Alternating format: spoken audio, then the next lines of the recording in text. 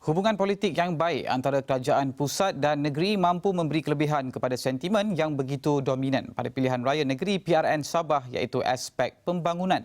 Kata penyelidik JOPES UMS Politik Pembangunan dan Dasar Awam Prof Madya Dr Azri Ibrahim, ini sedikit sebanyak akan mempengaruhi sentimen pengundi di negeri Sabah yang begitu pentingkan aspek pembangunan di negeri itu. Kalau kita lihat dalam konteks kajian JOPES ini, faktor ataupun sentimen pembangunan itu sangat dominan. Dominan itu maksudnya dibasarkan kepada asas tuntutan kepada aspek pembangunan di Sabah. Mungkin kalau kita lihat dalam konteks kajian ini, kita melihat kepada zon-zon yang berdasarkan kepada kajian itu.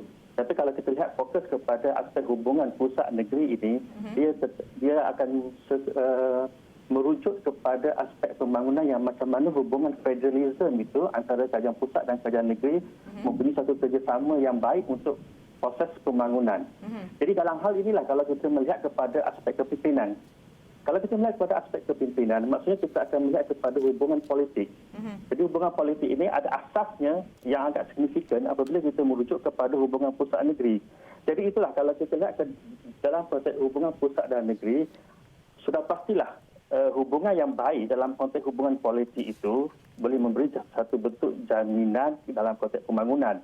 Walaupun pada asasnya kita lihat dalam konteks federalisme, tanpa mengira hubungan pusat dalam konteks politik, sudah pasti itu tanggungjawab kerajaan pusat dalam konteks hubungan itu. Dalam perlembagaan pun sudah jelas merujuk kepada bahagian 6 kan, ada bahagian hubungan pusat negeri.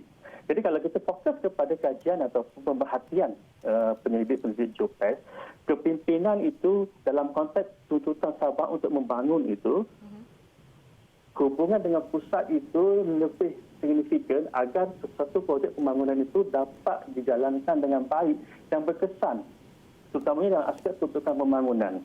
Sudah pastilah dalam kawasan-kawasan seperti di zon pada timur sebagai contoh ataupun dalam konteks hubungan pusat negeri, tuntutan kepada pembangunan itu agak signifikan terutama dalam aspek yang melibatkan kepada pembangunan jalan raya, peluang pekerjaan,